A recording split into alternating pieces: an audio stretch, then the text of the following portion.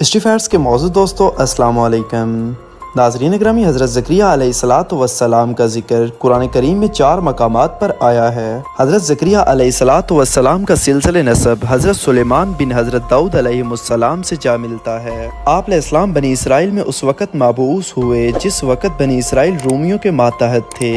حضرت زکریا علیہ السلام پیشے کے اعتبار سے بڑھئی تھے۔ حضرت مریم علیہ کی والدہ بی بی ہنہ نے حضرت مریم علیہ کو بیت المقدس کی خدمت کے لیے وقف کر دیا اور ان کی کفالت کی ذمہ داری بذریعہ قرآن اندازی حضرت زکریا علیہ السلام کے ذمے آئی۔ جب حضرت زکریا علیہ السلام کی عمر 99 اور آپ کی زوجہ محترمہ کی عمر 98 سال کی ہوئی تو اللہ رب العزت نے آپ علیہ السلام کو اولاد کی خوشخبری دی، جبکہ بنی اسرائیل نے آپ علیہ السلام کو ظالمانہ طریقے سے شہید کیا تھا۔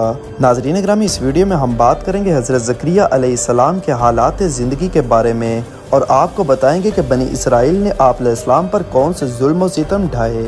موضوع کے آغاز سے پہلے آپ سے گزارش ہے کہ چینل کو سبسکرائب کر لیں جبکہ ویڈیو کو آخر تک ضرور دیکھیں۔ ناظرین اکرامی، حضرت زکریا علیہ السلام کا ذکر قرآن مجید میں 3، 7، 16 اور 17 پارے میں آیا ہے۔ حضرت زکریا علیہ السلام کے والد ماجد کے نام کے بارے میں اصحاب سیر کے مختلف اقوال ہیں اور ان میں سے کوئی بھی قول باوثوق نہیں کہا جا سکتا، لیکن سب کے نزدیک اس بات پر اتفاق ہے کہ آپ علیہ السلام حضرت سلیمان بن حضرت داؤد علیہ السلام کی اولاد میں سے ہیں۔ حضرت زکریا علیہ السلام حضرت عیسیٰ علیہ السلام کی والدہ ماجدہ حضرت مریم علیہ السلام کے خالو ہیں۔ حضرت زکریا علیہ السلام کی زوجہ محترمہ کا نام بی بی عائشہ اور حضرت مریم علیہ کے والدہ کا نام بی بی ہنہ، یہ دونوں آپس میں سگی بہنیں تھیں۔ حضرت یحییٰ بن زکریا علیہ السلام اور حضرت عیسیٰ علیہ السلام کا زمانہ ایک ہی تھا۔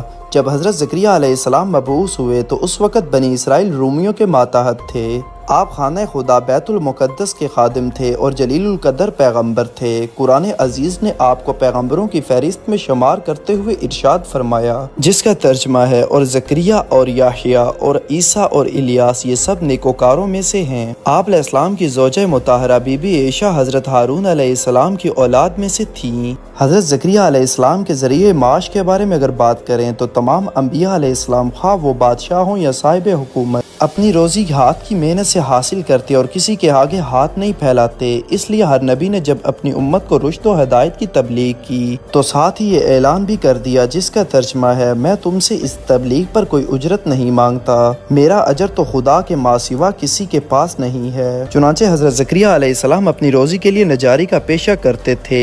مسلم ابن ماجہ اور مسند امام احمد میں صراحت سے مذکور ہے، جس کا ترجمہ ہے حضرت ابو ہریرہ رضی اللہ تعالیٰ عنہ فرماتے ہیں کہ حضور خاتم النبیین صلی اللہ علیہ وسلم نے فرمایا کہ زکریا علیہ السلام بڑی تھے۔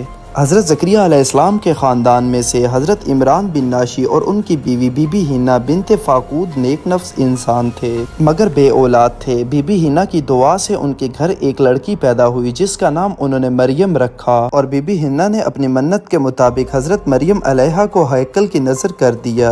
لیکن یہاں یہ سوال پیدا ہوتا ہے کہ ان کی کفالت پرورش اور نگہداشت کس کے سپرد ہوئی؟ بیت المقدس کے خادموں کے درمیان اس مقبول نظر خدا کے بارے میں اختلاف ہو گیا اور بالآخر بات قرہ و فعال پر آ ٹھہری تو قرہ حضرت زکریا علیہ السلام کے نام کا نکلا اور وہی حضرت مریم کے کفیل قرار پائے، جو باقی لوگوں کے اعتبار سے کافی زیادہ اس کے مستحق بھی تھے۔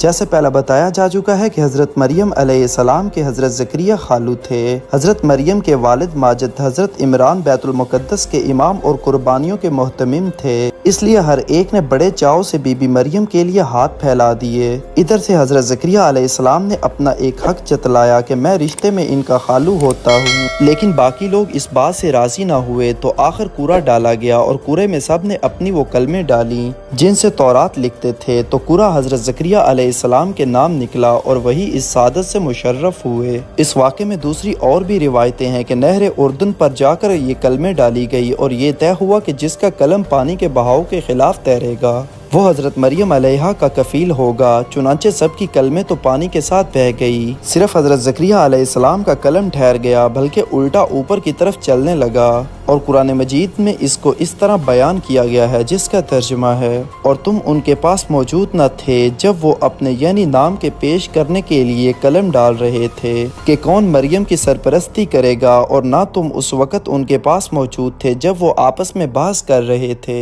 जहाँ एक तरफ कुरा हजरत ज़करिया के नाम निकला, दूसरे करीब के रिश्तेदारी थी, और सबसे अहम तो ये कि वो खुद इन तमाम के सरदार इमाम आलम यानी नबी थे। बस उन्हीं को हजरत मरियम अलैहिस्सलाम सौंप दी गई, जैसा कि इरशाद बारी ताला है जिसका तर्जमा है, और ज़करिया को उसका निगरान बनाया। जब हजरत मरियम समझदार हो गई तो हजरत ज़करिया अलैहिस्सलाम ने उनके लिए हैकल में एक हुजरा मखसूस कर दिया, जहाँ दिन में वो इबादत इलाही में मशगूल रहती और रात अपनी खाला के पास गुजारती। हजरत ज़करिया अलैहिस्सलाम हजरत मरियम अलैहा के हुजरे में दाखिल होते तो देखते उनके पास गैर मौसमी फल रखे होते। एक मरतबा ताज्जुब से हजरत ज़करिया अलैहिस्सलाम ने दरियाफ्त किया कि ये तुम्हारे पास कहाँ से फल आते हैं, जिस पर बीबी मरियम ने जवाब में कहा कि ये खुदा की जानिब से है, अल्लाह ताला जिसको चाहता है बेगुमान रिज़्क अता करता है, जैसा कि इरशाद बारी ताला है जिसका तर्जमा है, जब कभी ज़करिया अलैहिस्सलाम उसके पास इबादतगाह में आते तो उसके पास रिज़्क मौजूद पाते। उन्होंने पूछा कि ए मरियम, ये सब चीज़ें तुम्हें कहाँ से मिलती हैं? मरियम ने कहा, ये अल्लाह के पास से आती हैं, बेशक अल्लाह जिसको चाहता है बेहिसाब रिज़्क दे देता है। हज़रत ज़करिया अलैहिस्सलाम हमेशा नेक औलाद के लिए अल्लाह ताला से दुआ करते रहे। कुरान मजीद में उनकी दुआ नकल की गई है जिसका तर्जमा है, और ज़करिया का तज़किरा कीजिए जब उसने अपने रब को पुकारा कि ए मेरे परवरदिगार, मुझको अकेला ना छोड़ और तू सब वारिसों से बेहतर वारिस है। हज़रत ज़करिया अलैहिस्सलाम को शौक हुआ और दिल में ख्याल गुजरा कि जो खुदा बीबी मरियम को बेमौसम फल दे सकता है, वो मुझे बेमौसम यानी बुढ़ापे के ज़माने में फल यानी औलाद दे सकता है। तफसीर कशफुर रहमान में है, उस वक़्त हज़रत ज़करिया अलैहिस्सलाम की उम्र 99 साल थी और उनकी ज़ौजा मोहतरमा की उम्र 98 बरस थी। चुनांचे आप अलैहिस्सलाम ने इंतहाई तज़र्रा और ज़ारी से अल्लाह ताला के आगे अपनी इल्तिजा पेश कर दी, ए मेरे परवरदिगार, मेरी हड्डियाँ बुढ़ापे से कमज़ोर और ज़ईफ़ हो गईं, सर बुढ़ापे से सफ़ेद हो गया, और ए मेरे परवरदिगार, मैं आपसे कोई चीज़ मांग कर कभी नाकाम नहीं रहा, जिसके बारे में अल्लाह ताला का इरशाद है। तर्जुमा, ज़करिया अलैहिस्सलाम ने कहा, ए मेरे रब, मेरी हड्डियाँ कमज़ोर हो गई हैं और सर के बालों में सफ़ेदी फैल गई है, और ए मेरे रब, मैं आपसे मांग कर कभी महरूम नहीं रहा, और मैं अपने बाद रिश्तेदारों की तरफ से अंदेशा रखता हूँ, और मेरी बीवी बांझ है, बस मुझको आप अपने पास से एक वारिस दीजिए जो मेरी जगह ले और आले याकूब की भी, और ए मेरे रब, उसको अपना पसंदीदा बनाइए। यानी हज़रत ज़करिया अलैहिस्सलाम ने अपनी औलाद के लिए अल्लाह ताला से नबूवत की दुआ भी मांगी और अल्लाह ताला ने इस दुआ को कबूल कर लिया। बरसों से मांगी जाने वाली दुआ कबूल हो गई। चुनांचे अभी हज़रत ज़करिया अलैहिस्सलाम अपनी इबादत में मशगूल ही थे कि अल्लाह रब्बुल इज़्ज़त का पैगाम लेकर फरिश्ते आप अलैहिस्सलाम की खिदमत में हाजिर हो गए, जैसा कि इरशाद बारी ताला है।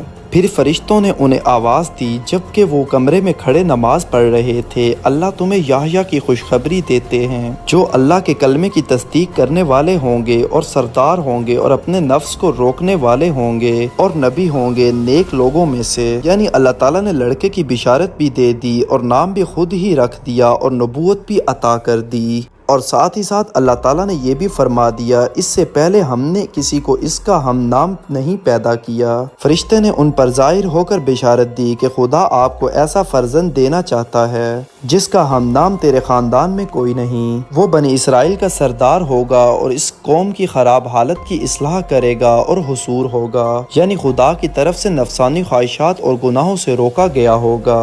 उसको इन चीज़ों की तरफ अज खुद रग़बत ना होगी और नबी होगा और पाक बाज लोगों में से होगा और कलीमतुल्लाह यानी हज़रत ईसा अलैहिस्सलाम की तस्दीक करेगा।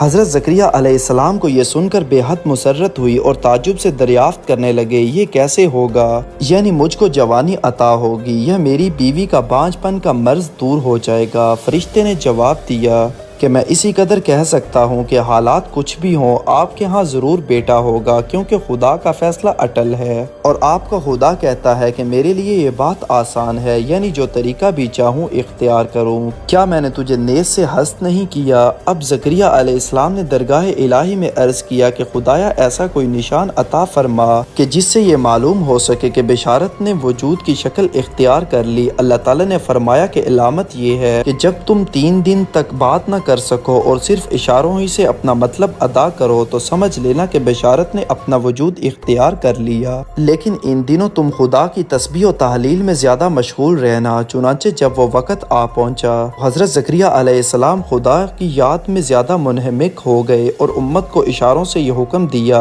کہ وہ زیادہ سے زیادہ خدا کی یاد میں مشغول رہیں، اور یہ اس لیے کہ حضرت یحییٰ علیہ السلام کی ولادت کی بشارت حضرت زکریا علیہ السلام کے لیے باعث 100,000 مسرت تھی، اسی طرح بنی اسرائیل کے لیے بھی کم خوشی کا باعث نہ تھی کہ حضرت زکریا علیہ السلام کا ایک صحیح جانشین اور علم و حکمت و نبوت کا سچا وارث عالم وجود میں آنے والا ہے۔ جب حضرت زکریا علیہ السلام کو اللہ تعالیٰ نے بذریعہ فرشتہ اولاد کا مسردہ سنایا، اس وقت متعجبانہ انداز میں حضرت زکریا علیہ السلام اور فرشتوں میں جو مکالمہ ہوا، اس کا قرآن مجید میں کچھ اس طرح نقشہ کھینچا ہے، جس کا ترجمہ ہے: اس نے کہا، اے میرے پروردگار، میرے یہاں لڑکا کیسا ہوگا جبکہ میری بیوی بانجھ ہے اور میں بڑھاپے کی انتہائی درجے کو پہنچ چکا ہوں؟ فرشتوں نے جواب دیا، جس کا ترجمہ ہے: جواب ملا کہ ایسا ہی ہوا۔ آپ کا رب فرماتا ہے، یہ میرے لیے آسان ہے، میں نے اس سے پہلے آپ کو پیدا کیا حالانکہ آپ کچھ بھی نہ تھے۔ انبیاء علیہ السلام کی جانب سے اس قسم کے سوالات کا یہ مطلب نہیں ہوتا کہ وہ خدا کی قدرت کاملہ کے بارے میں شک کرتے ہیں، بلکہ مقصود یہ ہوتا ہے کہ ان کو یہ بتا دیا جائے تو بہتر ہے کہ قدرت الہی کا یہ کرشمہ کس نوعیت کے ساتھ وجود پذیر ہونے والا ہے۔ حضرت زکریا علیہ السلام کا سوال بھی اسی نوعیت کا تھا۔ اس گفتگو کے بعد آپ علیہ السلام نے اللہ تعالیٰ سے اس کی علامت کے متعلق سوال کیا، جس کے بارے میں اللہ تعالیٰ نے قرآن مجید میں فرمایا ہے۔ ترجمہ: زکریا علیہ السلام نے کہا کہ اے میرے رب، میرے لیے کوئی نشانی مقرر کر دیجئے۔ فرمایا کہ آپ کی نشانی یہ ہے کہ آپ 3 شب و روز لوگوں سے بات نہ کر سکو گے حالانکہ آپ تندرست رہو گے، اور سورہ آل عمران میں ہے جس کا ترجمہ ہے: تمہارے لیے یہ نشانی ہے کہ تم 3 دن تک سوائے اشاروں کے کوئی بات نہ کر سکو گے۔ حضرت عبداللہ بن عباس رضی اللہ تعالیٰ عنہما، مجاہد رحمت اللہ علیہ، اکرمہ رحمت اللہ علیہ، قتادہ رحمت اللہ علیہ اور دوسرے علماء اس کی تفسیر میں فرماتے ہیں، ان کی زبان بغیر کسی مرض اور خرابی کے 3 دن بند گئی تھی، اور زید بن اسلم کہتے ہیں کہ ان کی زبان گونگے پن کے مرض سے پاک رہتے ہوئے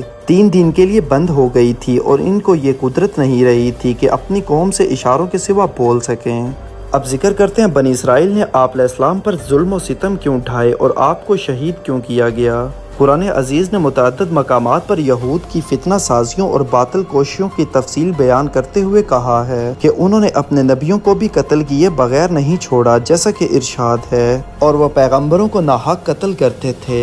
چنانچہ حضرت زکریا علیہ السلام بھی انہی ظالموں کے ہاتھوں شہادت پا گئے۔ حضرت وہب بن منبع رحمۃ اللہ علیہ کی ایک روایت میں ہے کہ یہود نے جب حضرت یحییٰ علیہ السلام کو شہید کر دیا تو حضرت زکریا علیہ السلام کی طرف متوجہ ہوئے کہ ان کو بھی قتل کریں۔ حضرت زکریا علیہ السلام نے جب یہ دیکھا تو وہ دوڑے تاکہ وہ ان کے ہاتھ نہ آئیں۔ اسی دوران انہوں نے ایک درخت دیکھا جس میں ایک بڑا شگاف تھا۔ آپ علیہ السلام اس میں داخل ہو گئے۔ یہودی تعقب کر رہے تھے تو انہوں نے جب دیکھا کہ آپ درخت کے اندر ہیں، انہوں نے درخت پر آرا چلا دیا۔